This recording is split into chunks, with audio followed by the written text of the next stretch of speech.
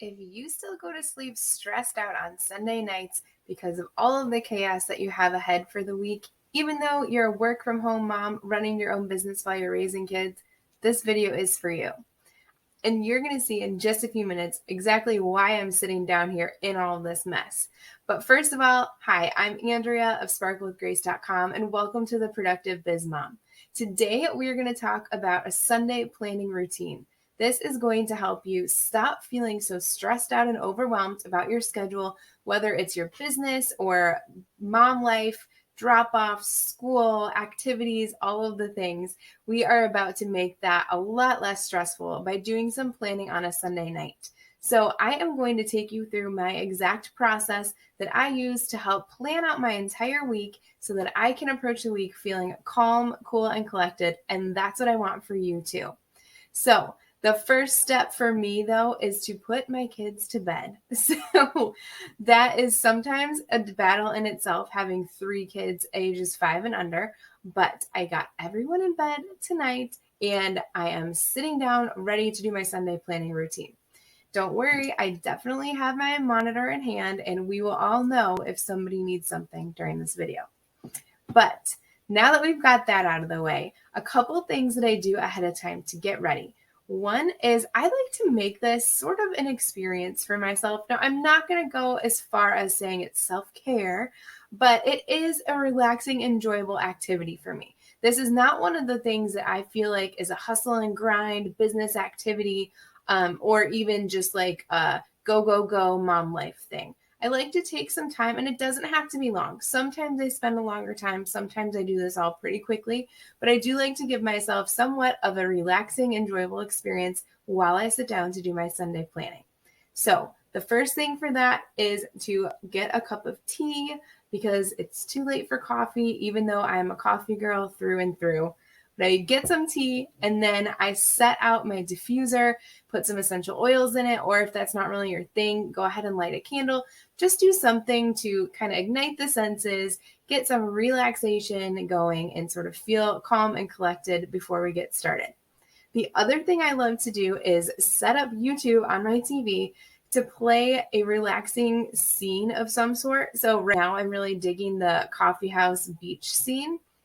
And this is just something that I like to put on and put some relaxing music on. And then I like to look up at it and pretend I'm at the beach because honestly, that's where I'd rather be sometimes instead of in all this mess.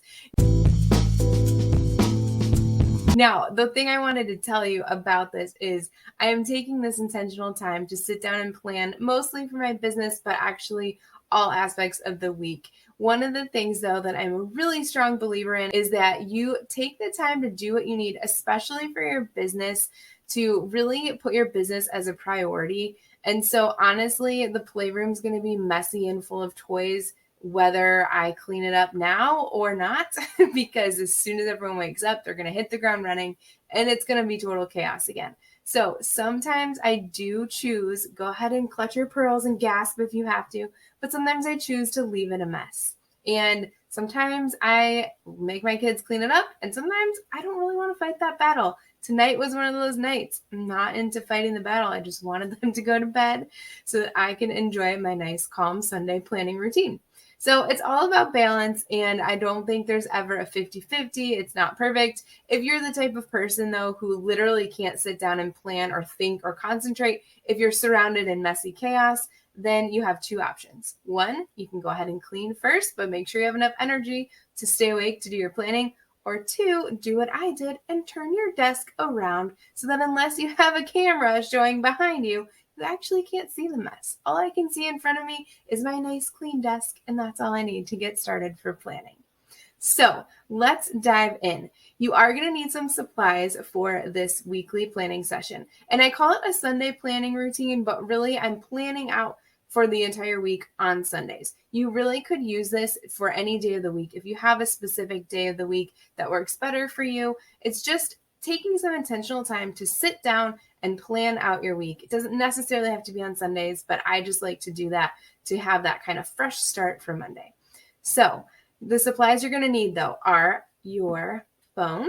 If you use any sort of calendar apps on your phone, you are going to need your planner, whatever you are using. I'm currently using a faith-based planner from Via Heart, but you can use any sort of planner. I do recommend if you are busy and you're kind of scheduling out to the hour or you have lots of activities on certain days, I really am liking this kind of layout where it is showing you hours in the day. I used to think that was so extra, like who am I? Why do I need all this space in this hour by hour breakdown? But honestly, you're about to see I really do right now. And I'm sure it's just going to get worse as my kids get older and involved in more activities.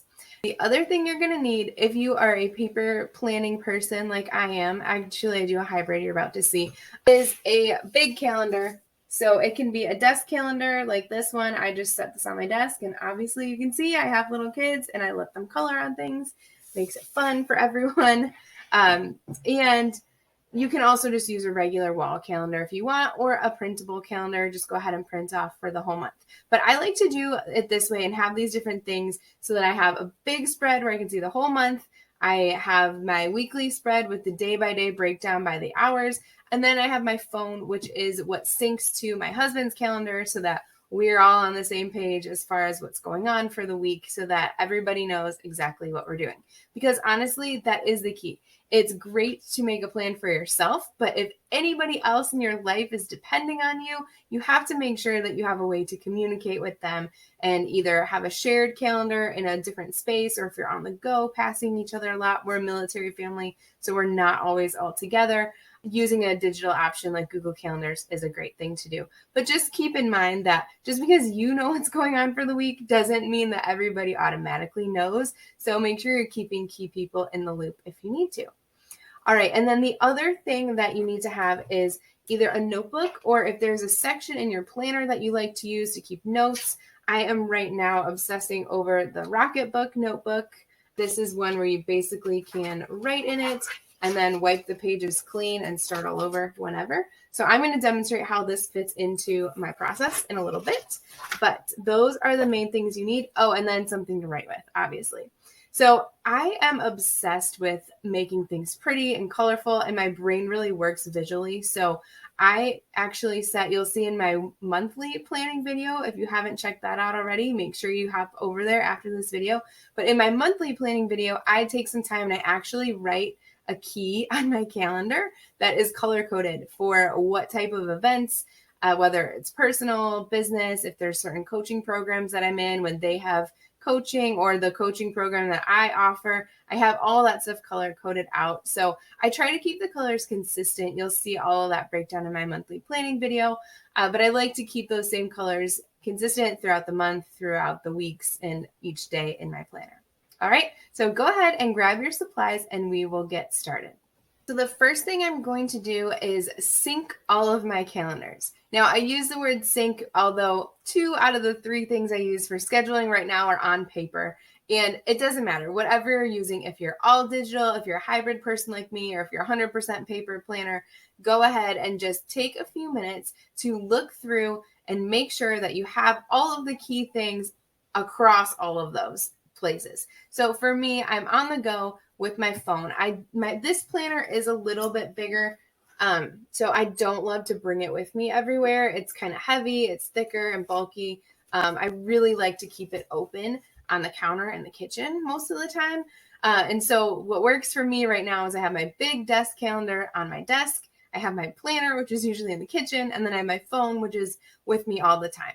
So go ahead and define whatever system is going to work for you, and then make sure it's something that you can actually stick to and that makes sense for you in your life. Now, if you are taking time to sit down and do planning once a week, you are going to be able to quickly sync up all your calendars. It's really not going to take more than a minute or 2. But all I do now is I just open up the calendar app on my phone and make sure that I look through each day, scroll up and down if I have to, because sometimes stuff gets hidden. And I just make sure that I see what appointments I have, what things I have to do for my business, and especially all of those little mom life things. Like we've got doctor's appointments this week and all sorts of things. So I go ahead and swipe through my phone first, because this is also synced, like I said, to my husband's calendar. So I want to make sure I have the big picture of everything all ready to go. Then whatever color you've determined is your personal color for the month, go ahead and take out your planner and just write down any of the events that you saw in your calendar. Make sure that they are all written down in your planner. I know sounds super basic, but if you skip this step, you'll be halfway through the week and somebody will be dropping a ball somewhere, and it's way, way, way easier to just take a couple minutes, write everything down. And then what I do is I write everything down in these hourly sections on my planner, but I don't write every single thing like the hour by hour on the big view calendar unless I need it. So on my big desk calendar, I am going to write big events, things that are taking place like that last a certain amount of days. So if somebody's out of town, if my husband's deployed for a short amount of time, usually he only gets deployed for a week at a time. If that happens, we're pretty blessed for that aspect. But just making sure that I have that kind of visual blocked out spot on my calendar. So go ahead and take a minute and make sure that everything that's on your digital calendar is also on your paper calendars or whatever other system you're using. Also, make sure if you have any events, like I totally forgot, I have a friend's birthday coming up this week. Good thing I'm going through this now because I have to remember to get her a gift and all this kind of thing. So the other thing that happens is while you're sitting down and planning, like I'm doing right now, you're going to remember things that you need to do. Now, this is where the Rocketbook or whatever you use for note taking comes in. You're going to make sure that while you're going through the process, you have a page open with your master list. Now, I have a whole other video talking all about master list versus to-do list. If this is a new concept to you, basically what I call a master list is what most people would call a to-do list. It's that big long list of all the things you don't want to forget. So while I am doing my planning, I just remembered my friend's birthday party is this weekend and I need to get her a gift. So I am going to go write that on my master list of things not to forget to do this week.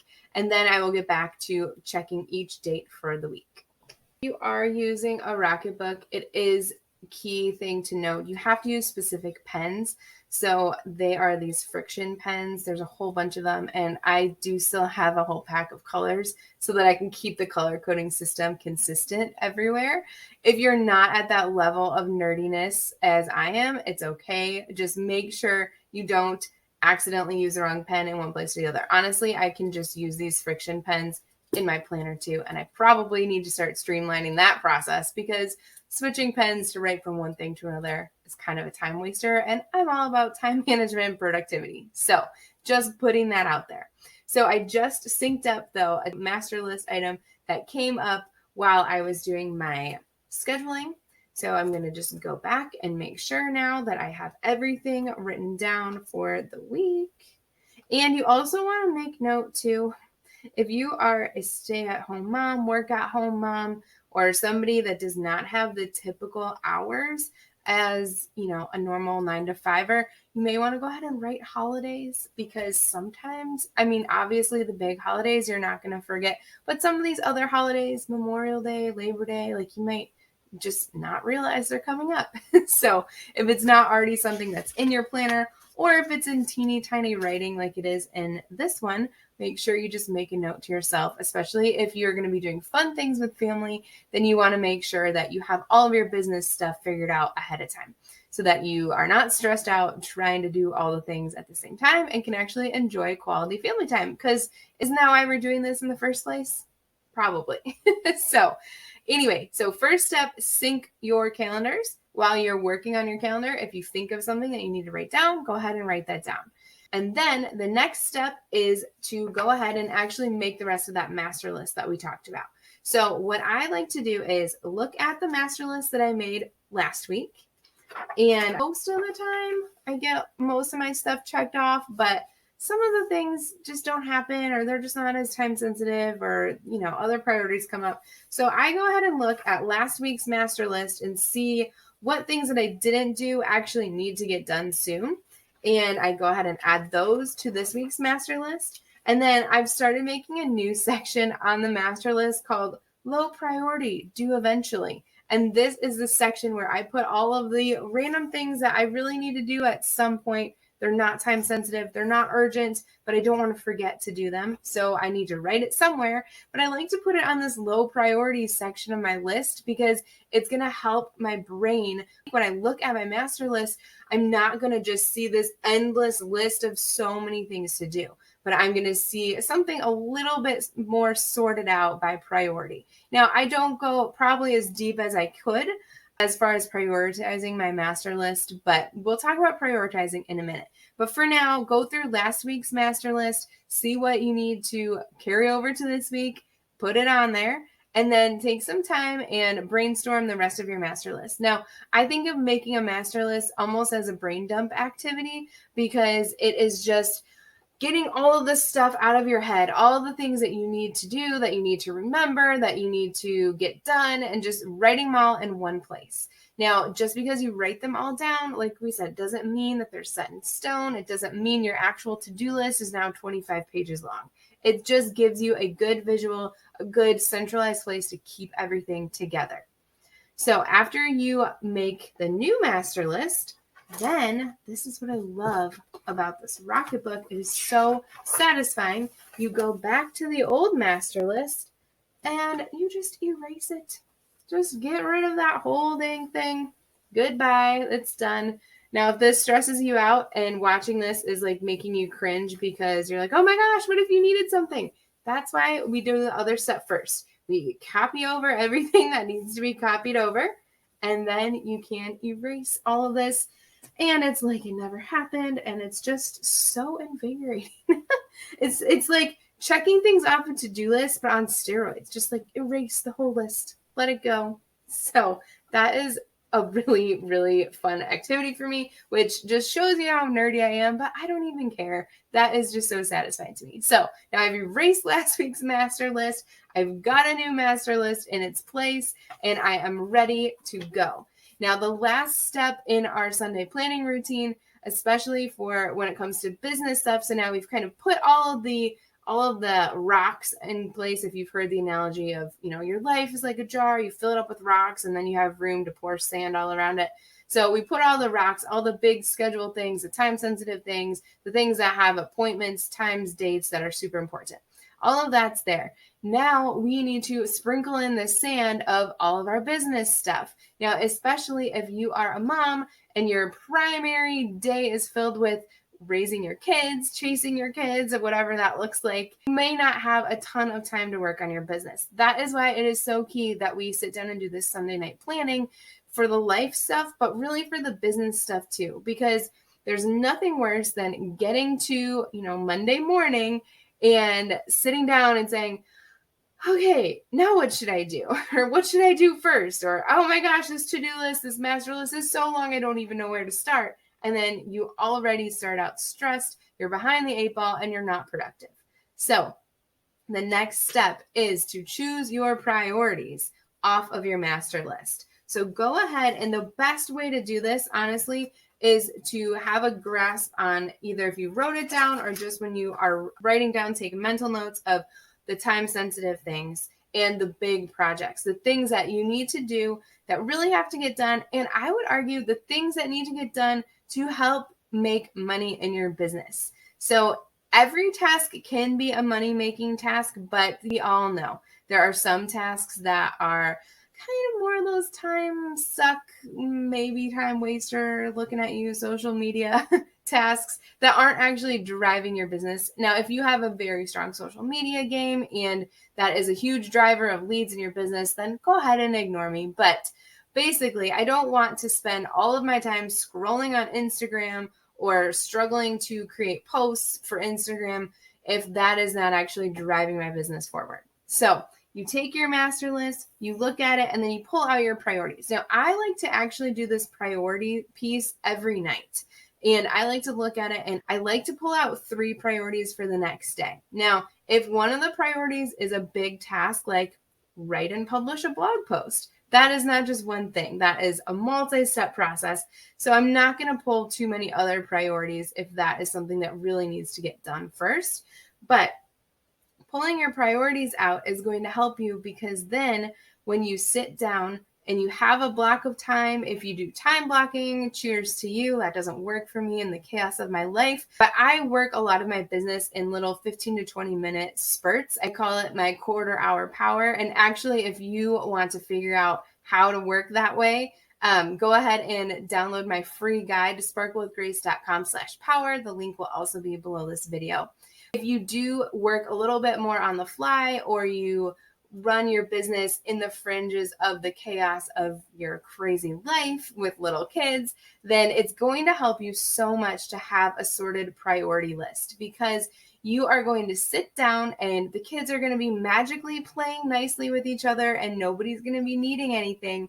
You don't want to waste that time. You don't know how much time it's going to be. It could be 5 minutes, could be 10, it could be 20, could be a half an hour if things are really crazy. You don't want to waste however much time that is staring at your master list, trying to figure out what to do. So by having these priorities, so the first thing I'm going to do when I sit down tomorrow is work on priority number 1 or priority number 2, and you just kind of go through that way. And give yourself some grace if you don't get to everything. That's okay, as long as they weren't 3 priorities that all had a deadline of tomorrow and you missed it. But when you start to do a planning routine like this once a week, you're not going to miss the deadlines, and you're not going to be waiting till the very last minute to get to your activities or your tasks that have deadlines. So it really is going to help you in the long run, and just set yourself up for a much more peaceful, less stressful week. So let me know if you have any questions. Please go ahead and leave a comment, or I would absolutely love to chat with you more about this. Like I said, make sure you grab my free guide, Quarter Hour Power, at sparklewithgrace.com/power. That is going to really help you figure out how to maximize small pockets of time in your business to help drive it forward while you're also home raising your little kids without totally losing your mind. And one last thing, if you enjoyed this video and found it helpful, go ahead and hit like, and make sure you subscribe to the Productive Biz Mom channel here on YouTube for more great content. And if you are a visual person and you'd rather read all of this, make sure you look at the links below, because I will also have a blog post with all of these same highlights of my Sunday planning routine. All right, have a great week. I'll talk to you soon.